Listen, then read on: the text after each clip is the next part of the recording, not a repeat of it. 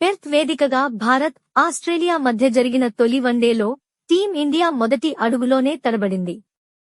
Duckworth Lewis పద్ధతిలో నిర్ణయించిన 131 పరుగుల లక్ష్యాన్ని ఆస్ట్రేలియా కేవలం 21.1 ఓవర్లలో 3 వికెట్లు మాత్రమే కోల్పోయి సునాయాసంగా ఛేదించింది.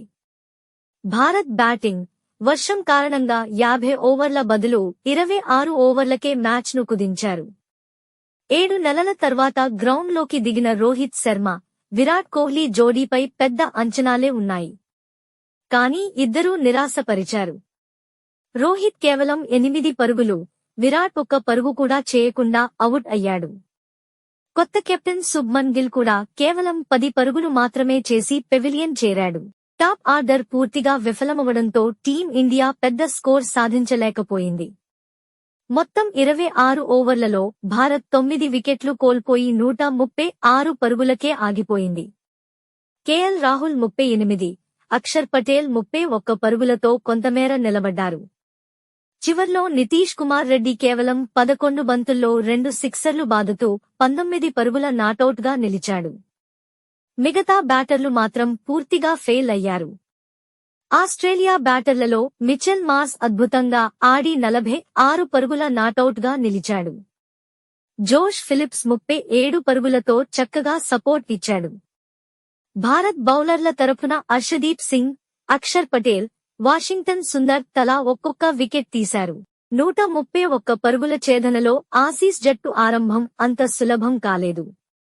8 పరుగులకే ట్రావిస్ హెడ్ను అర్షదీప్ సింగ్ అవుట్ చేయగా, తర్వాత మాథ్యూ షాట్ 8 పరుగులకే అక్షర్ పటేల్ బౌలింగ్లో పెవిలియన్ చేరాడు.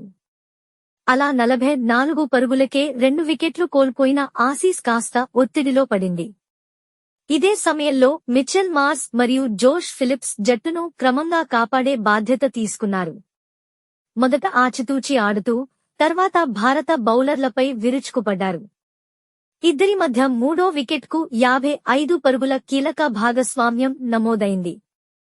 ఇంతలో ప్రమాదకరంగా మారిన ఈ జంటను వాషింగ్టన్ సుందర్ విచ్ఛిన్నం చేశాడు. ఫిలిప్ అవుట్ అవ్వడంతో భాగస్వామ్యం ముగిసింది. అయితే అప్పటికి మ్యాచ్ పూర్తిగా ఆస్ట్రేలియా పట్టులోకి వెళ్లిపోయింది. మిగిలిన పని మిచెల్ మార్ష్ మరియు రెన్సా 21 పరుగులతో నాటౌట్గా పూర్తి చేశారు. మొత్తానికి బ్యాటింగ్ విఫలమవడంతో భారత్ 3 వన్డేల సిరీస్లో తొలి మ్యాచ్ను కోల్పోయింది. ఇప్పుడు సిరీస్లో తిరిగి పుంజుకోవడం కోసం రెండో వన్డేలో భారత్ గెలవడం తప్ప మరో మార్గం లేదు.